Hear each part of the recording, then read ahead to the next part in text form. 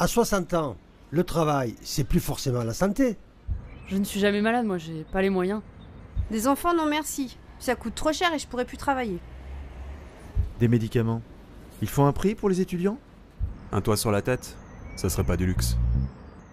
Aujourd'hui, on ne peut plus admettre d'être livré à soi-même face aux risques de la vie. Pouvoir prendre sa retraite à temps. Disposer d'aides financières face aux charges familiales. De l'assurance chômage quand on est privé de travail. Des minima sociaux quand on n'a plus d'assurance chômage. Et de soins quand on ne va pas bien. C'est ça, la protection sociale. Elle désigne en fait l'ensemble des dispositifs qui permettent à chacun de faire face aux risques majeurs de l'existence et à leurs conséquences financières.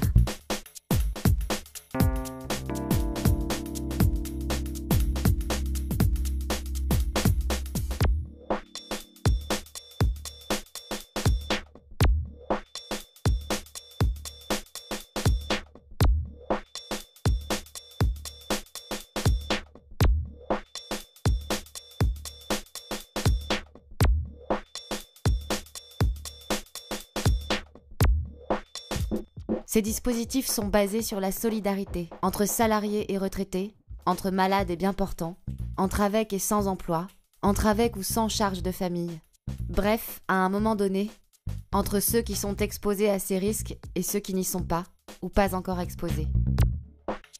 C'est ainsi que tout au long de notre vie, nous sommes protégés, et nous sommes tous les acteurs de cette solidarité. Après tout, c'est normal, naturel. C'est une question de dignité humaine, de droit. C'est même dans la Constitution. Non, ce n'est ni normal ni naturel. Il a fallu lutter pour obtenir ses droits et ses moyens d'être protégés. Lutter et résister. Car c'est de la résistance que nous vient le pôle dominant de notre système de protection sociale. Nous sommes presque au sortir de la Seconde Guerre mondiale, en France, dans un pays ruiné par 4 années d'occupation. Et c'est pourtant de ces ruines que surgira la sécurité sociale.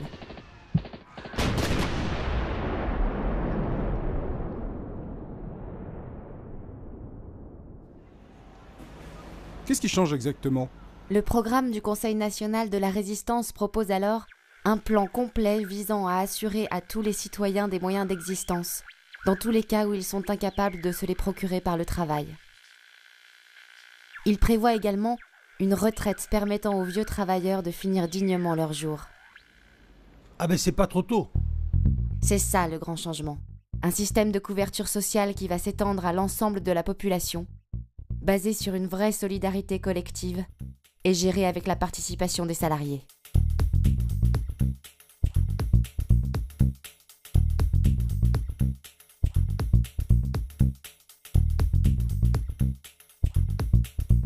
Mais depuis quelques décennies, machine arrière.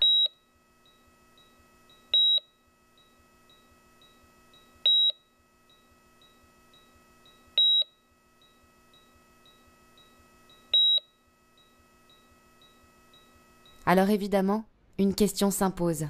Pourquoi aujourd'hui, alors que la France est bien plus riche qu'elle ne l'était au sortir de la Seconde Guerre mondiale, n'est-elle plus capable d'assurer un même niveau de protection sociale, voire de l'améliorer ? Mais parce que c'est la crise.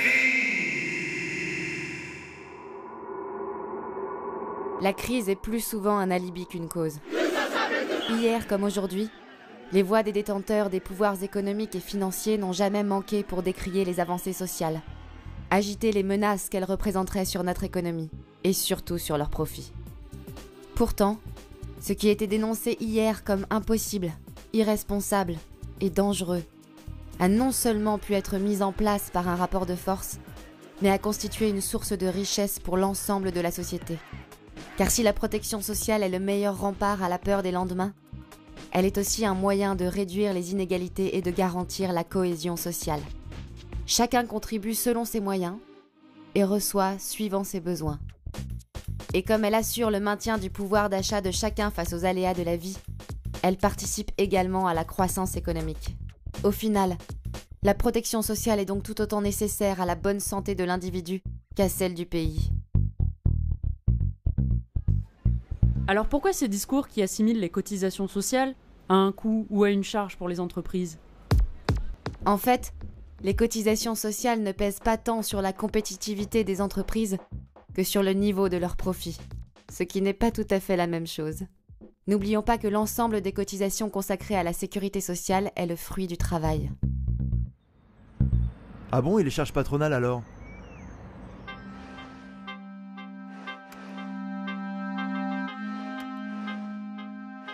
Qu'elles soient patronales ou salariales, toutes les cotisations sociales désignent ce qu'on appelle le salaire socialisé, c'est-à-dire la part de notre rémunération qui est mise au pot commun pour que n'importe lequel d'entre nous puisse être protégé.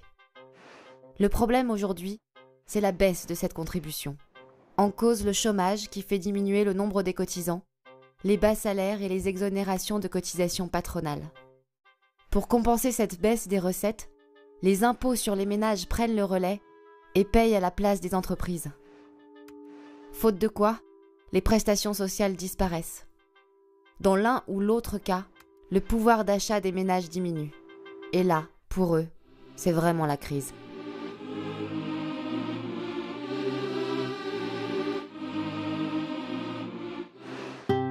Notre protection sociale et son financement doivent donc continuer à être liés au travail. C'est le travail qui est créateur de richesses. Et la protection sociale fait partie de ces richesses. C'est pourquoi son financement et son amélioration ne peuvent faire l'économie d'une politique de lutte contre le chômage et d'amélioration des salaires.